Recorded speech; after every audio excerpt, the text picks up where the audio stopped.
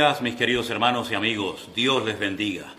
Vamos a leer hoy en el libro de Eclesiastés, un libro escrito por el sabio Salomón, una porción muy interesante que se encuentra en el capítulo 12, a partir del versículo 11.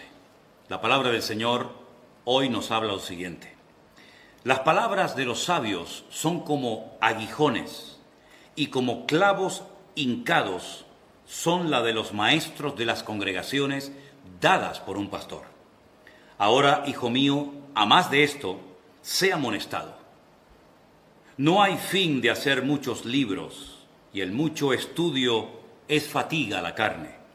El fin de todo discurso oído es este: teme a Dios y guarda sus mandamientos.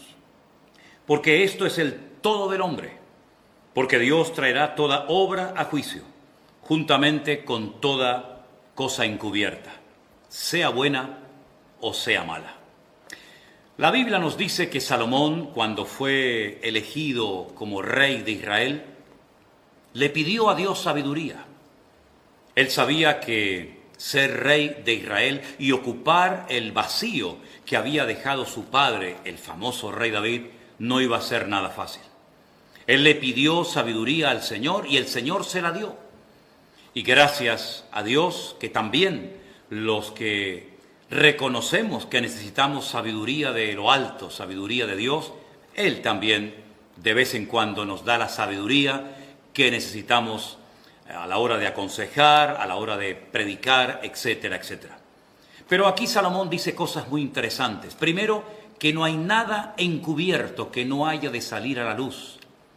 Se sobreentiende que cuando no ha habido arrepentimiento, cuando no ha habido una sincera confesión de pecado, con el deseo genuino de dejar y de abandonar definitivamente dicho pecado, eso que está oculto saldrá a la luz, porque Dios no lo ha perdonado. Los pecados perdonados, dice la Biblia que Dios nunca más se acordará de ellos, sino que los arroja a lo profundo de la mar y ya no hay memoria de ellos delante de nuestro Dios.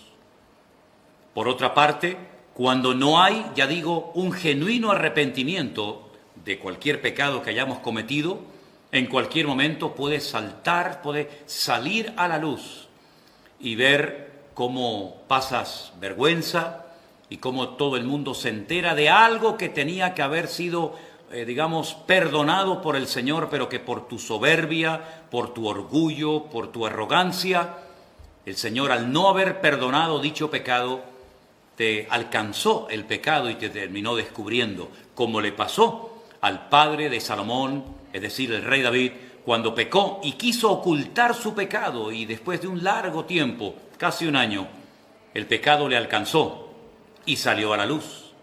Por otra parte, también Salomón habla acerca de que lo importante no es tanto el leer y componer o hacer libros, sino lo importante es temer a Dios, respetar a Dios, guardar sus mandamientos, cumplir con su palabra.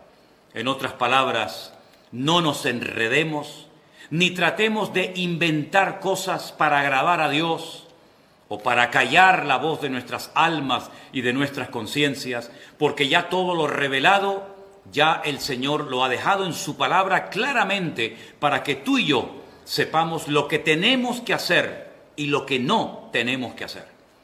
La vida cristiana no es una vida complicada, son los hombres los que han complicado la vida cristiana.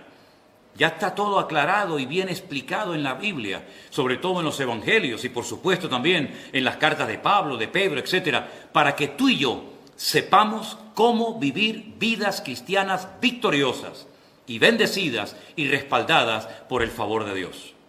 Salomón, lamentablemente, a pesar de la inmensa sabiduría de la cual había sido capacitado, cometió errores y pecados terribles, que sufrió consecuencias muy graves a lo largo de su reinado.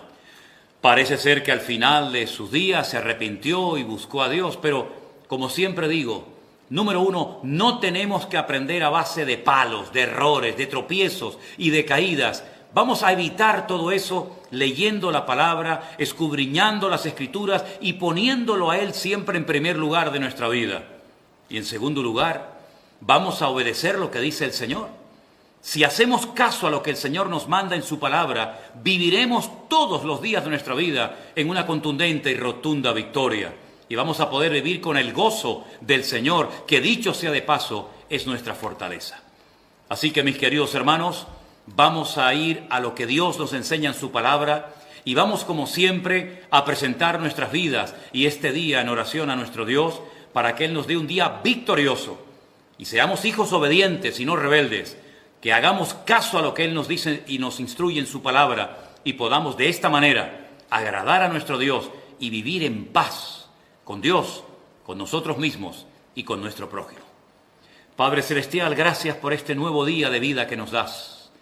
Gracias porque tú nos instruyes adecuadamente para que sepamos lo que tenemos que hacer y lo que nunca teníamos que haber hecho.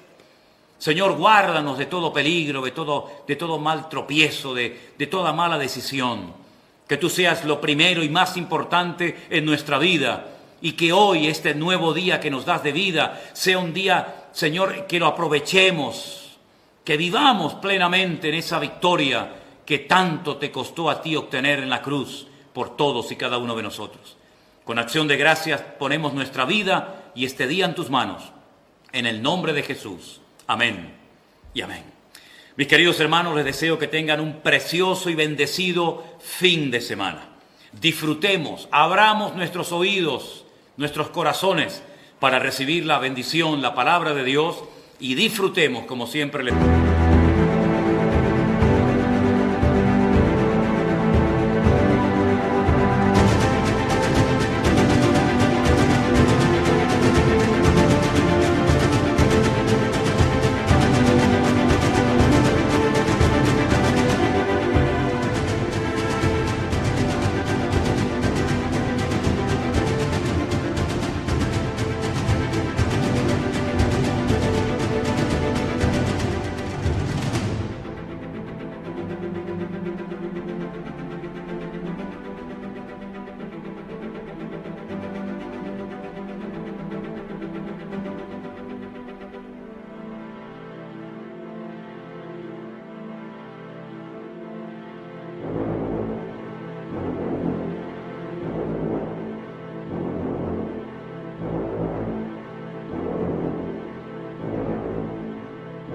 Digo, de nuestra comunión y de nuestra relación con el Señor. Dios les bendiga y que nos acompañe todos los días de nuestra vida.